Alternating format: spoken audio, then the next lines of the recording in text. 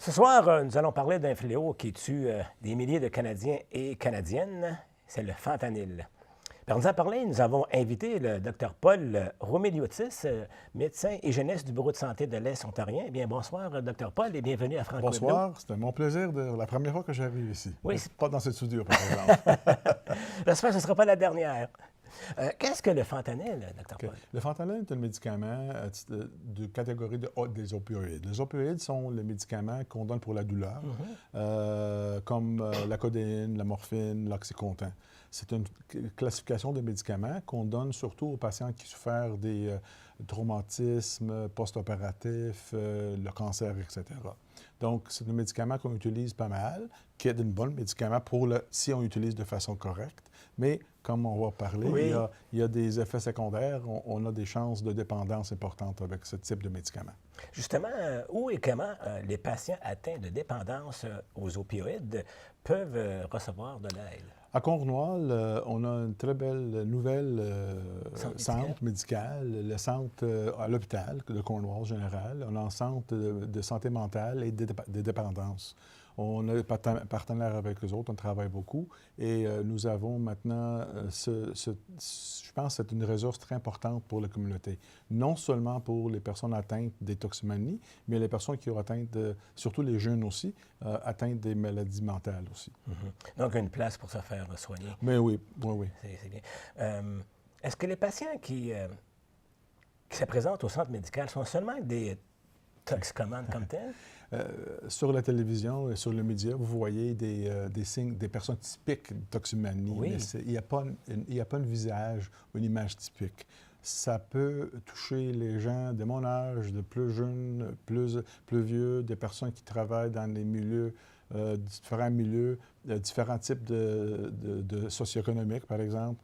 Donc, ça touche à tout le monde. Donc, il peut y avoir des gens qui étaient à l'abri. Exact.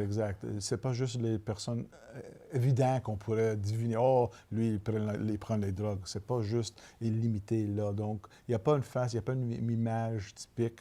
On le voit à travers tous les niveaux socio-économiques et âge aussi.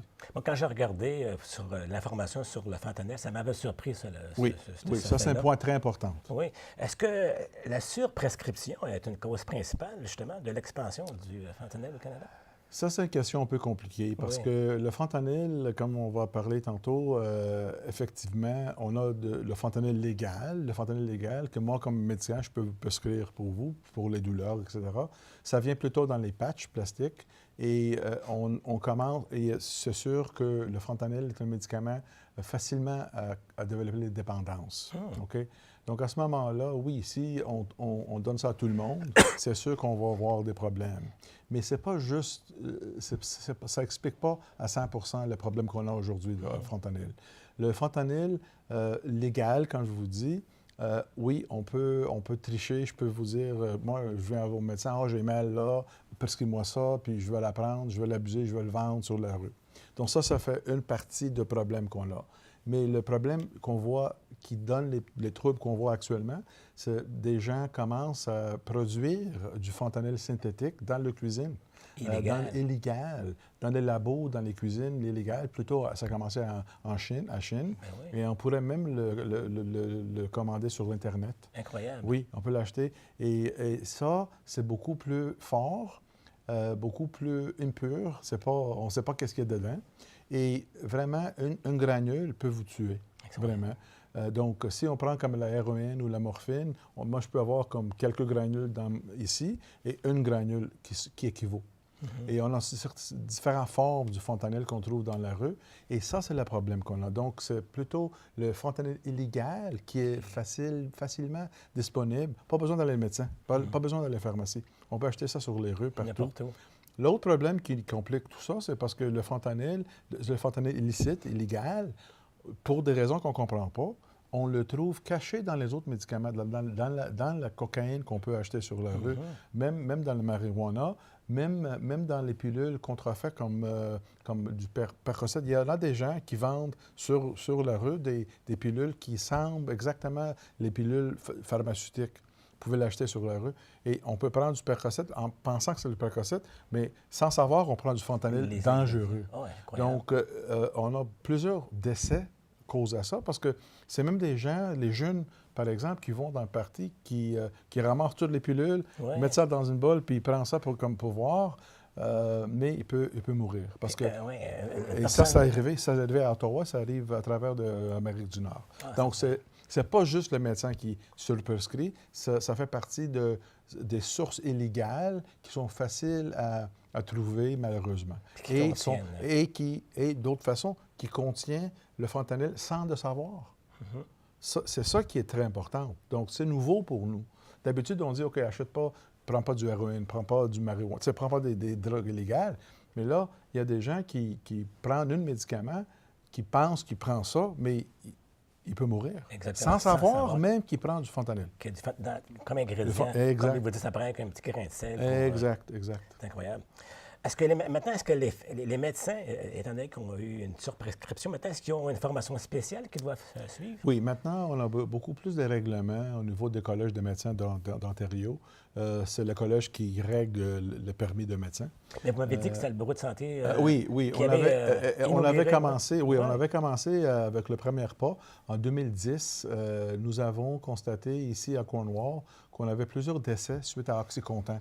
OxyContin, c'est un type d'opioïde relié à fentanyl qui, à ce moment-là, était abusé, mais il n'y avait pas du OxyContin contrefait. Il y avait du OxyContin que moi, je pourrais aller à un médecin peut le prendre, je vais aller à une pharmacie, je vais acheter 50, puis je vais aller à un autre médecin, je vais prendre la prescription, je vais aller acheter un autre 50. Donc, la personne pouvait aller à 3, 4... Oui. Donc, à un moment donné, il avait 500 pilules, puis il le vend 50 $ chacun. Il fait de l'argent. C'était pas contrôlé. C'était pas contrôlé. Là, on a fait beaucoup de pression avec le ministère à ce moment-là pour le contrôler. Et aussi, nous avons travaillé avec le collège directement pour commencer à donner des cours de comment bien contrôler et prescrire et prévenir l'abus des prescriptions des opioïdes. Donc, on avait commencé ça en 2010 et finalement, ça a commencé à évoluer. Et à ce moment-là, on a des exigences importantes, les règlements, les protocoles qu'on doit suivre pour prescrire ces médicaments. C'est une très belle initiative. Donc, le même patient en 2010 ne pourra pas faire la même chose en 2017. Non, c'est parce que maintenant, n'importe quelle pharmacie vous allez voir dans votre dossier, le logiciel, que vous avez... Vous avez acheté 50 pilules hier à l'autre pharmacie. Ouais. Non, je ne vous donne pas ça aujourd'hui. C'est super bien. Oui. Vous sauvez des vies avec ce programme-là. Mais oui. Maintenant, en tentant de diminuer les prescriptions, est-ce qu'on risque d'envoyer involontairement certains patients vers les revendeurs de drogue? Écoutez, c'est logique que si on diminue le tendance, si on diminue la facilité de les avoir, l'accessibilité, c'est sûr que les gens vont chercher ça. C'est ça qui est arrivé avec OxyContin. Avec l'OxyContin, on a fait toutes sortes de choses pour diminuer le problème. Là, fentanyl l'a remplacé. Mais avec du fentanyl, c'est un peu plus compliqué. C'est parce que, comme j'ai expliqué tantôt, c'est pas le fentanyl. Oui, ça peut donner. Oui, on peut l'abuser. C'est illégal. C'est parce que c'est illégal. Donc, même si on dit, OK, on va tout arrêter les prescriptions médicales, on va les contrôler, on n'a pas accès, on ne peut pas contrôler. Ce que les gens achètent illégalement. Exact. Donc, c'est ça. Ça complique des choses. Mais c'est sûr, si on diminue la disponibilité, les gens vont aller chercher ailleurs. Mais est-ce que les gouvernements ont une certaine responsabilité vis-à-vis de ça? Mais oui, je pense que le gouvernement, mais la communauté en général. Et ça, le problème du fentanyl, c'est un problème de santé publique. C'est un problème de sécurité publique. Donc, ça touche plusieurs départements, plusieurs secteurs, la santé, santé mentale, policiers, gouvernement, municipalité, travailleurs sociaux. Tu sais, ça touche vraiment tout le monde. Donc, je parle comme une collectivité des gens qui ont la responsabilité de travailler ensemble pour affronter ce problème. Maintenant, pouvez-vous nous parler de l'antidote, le naloxone? Naloxone, c'est un médicament qu'on peut injecter avec une injection ou on peut donner par une spray nasale. C'est l'antidote qui va reverser l'effet du... Donc, si le patient a une overdose... Oui, parce que l'overdose, va faire, il va vous faire arrêter à respirer. Okay. C'est comme ça que vous allez mourir, en effet. Donc, pour l'antidote, pour reverser ça, le naloxone va le faire, mais il faut donner ça dans les prochaines quelques minutes. On n'a pas beaucoup de temps. On a combien de temps à peu près? 5, Des minutes. Oh, Ça dépend le dose, ça dépend des circonstances. OK. Mais le plus vite qu'on le donne, le plus de chances qu'on va faire sauver ces gens-là. Donc, il s'agit que on donne, disons qu'on trouve quelqu'un qu'on pense à un surdosage. Des fois, ils ont même des aiguilles on le voit. Dans les avant-bras, oui. À ce moment-là, on peut le prendre, puis mettre dans son nez comme spray nasal. Facile. Il y avait aussi des piqûres avec ça, mais là, celle-là qui est disponible actuellement du gouvernement, qu'on distribue. Ça, c'est disponible au bureau de santé? Oui. Oui. Le naloxone, c'est disponible au bureau de santé gratuit pour les familles ou les personnes atteintes qui veulent l'avoir, en cas où. Oui. OK? Aussi, on le distribue au centre médical, au centre mental, addiction, etc., des centres de santé. C'est nous qui le distribuons. Aussi, c'est les premiers répondeurs, les pompiers, les policiers et les ambulanciers l'ont. Les ambulanciers l'ont déjà parce que ça fait partie du kit d'urgence, mais les policiers et les pompiers vont l'avoir.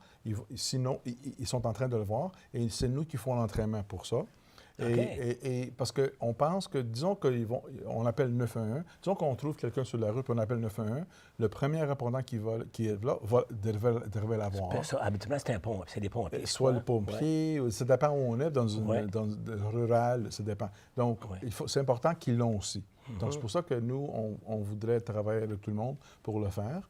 Il faut dire aussi que le naloxone ne règle pas le problème. Ça sauve la vie, mais ça ne règle pas le problème de ces gens-là. Non, exactement, vous avez raison. Il faut que ça référé à un institut médical. Il y a deux volets de ça. Il y a aussi de voir, OK, pourquoi est-ce que cette personne... Qu'est-ce qu'on peut faire pour cette personne-là pour arrêter cette dépendance? C'est une dépendance, OK? Oui.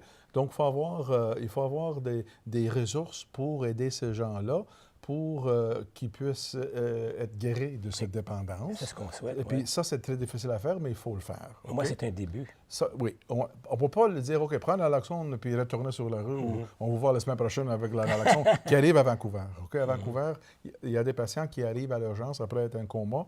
Ils sont revivés avec une naloxone. Ils arrivent à l'hôpital, il va bien. 3 jours après, ils reviennent. Il y a des patients qui reviennent 3-4 fois par semaine à Vancouver. Donc ça nous dit qu'il y a un problème quelque part. Parce que là, il fallait les prendre et, OK, on va vous mettre dans un programme pour diminuer, pour vraiment traiter votre dépendance et traiter des autres problèmes qui souvent sont complémentaires, comme les problèmes de santé mentale. Qui sont très importants de nos jours. Oui, et qui me tombent sur l'autre problème, c'est pourquoi les gens commencent à prendre les drogues, pourquoi les gens sont addictés, pourquoi. C'est parce que il y a une chevauchement importante avec les personnes qui ont des maladies mentales qui prennent les drogues aussi. Donc, il faut faire la prévention, pour faire la sensibilisation des gens, pour les parents, commencer jeunes, pour voir que les personnes ont des saines habilités de santé mentale, bon développement, etc., bonnes relations, tout ça, pour que les personnes ne peuvent pas avoir besoin d'accès. Parce qu'ils sont stressés, ils sont déprimés. Je vais prendre la drogue pour me sentir mieux. Maintenant, l'entrevue, malheureusement, le temps file énormément. Il ne reste que quelques secondes maintenant pour trouver toutes ces informations-là. Vous pouvez aller visiter nos sites web, bseo.ca, vous allez voir sur l'écran. Nous avons une section spécialement pour le fentanyl qui inclut une vidéo que nous avons faite. C'était une tournée des sessions éducatives qu'on a faites à travers toutes les écoles avec de très bonnes informations au niveau de quoi faire, comment les parents peuvent affronter ça, la prévention. Et la dernière chose que je veux faire à votre auditoire, n'achète pas, n'utilise pas des médicaments qui ne sont pas prescrits à vous. Exactement. Sinon, on ne sait jamais. On ne sait pas quel ingrédient qui peut se retrouver dans ces... Mais merci beaucoup, Dr. Paul, de nous avoir informé sur ce fléau-là qui s'appelle le fentanyl. Et puis, nous pourrions probablement vous réinviter dans notre prochain blog pour en parler davantage. C'est mon plaisir. Mais merci beaucoup. Bienvenue.